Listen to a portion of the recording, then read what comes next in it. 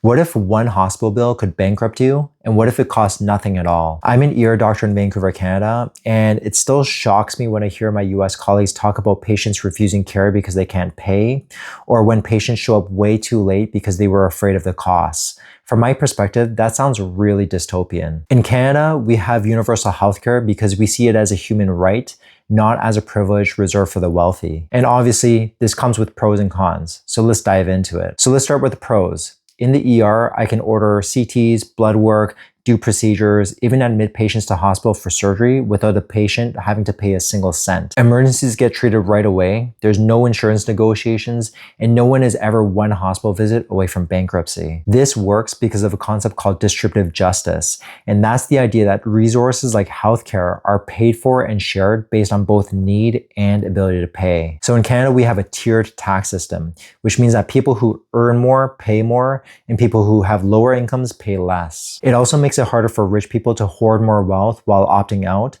because the system is designed to support the entire society, not just individuals. So now let's talk about the cons. One of the biggest downsides is inappropriate use of healthcare resources. So in the ER, I often see people who come in for really minor things.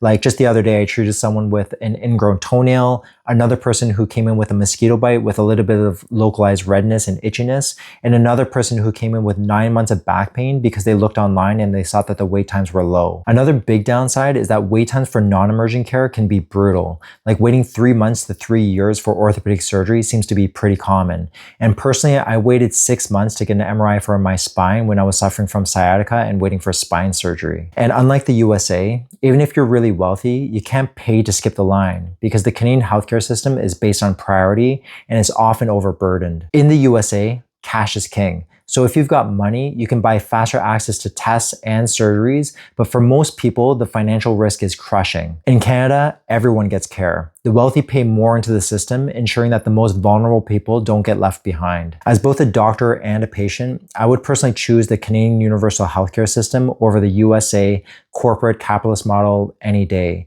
because I personally don't believe that anyone should ever have to choose between their health and their bank account. But let me know what you think in the comments.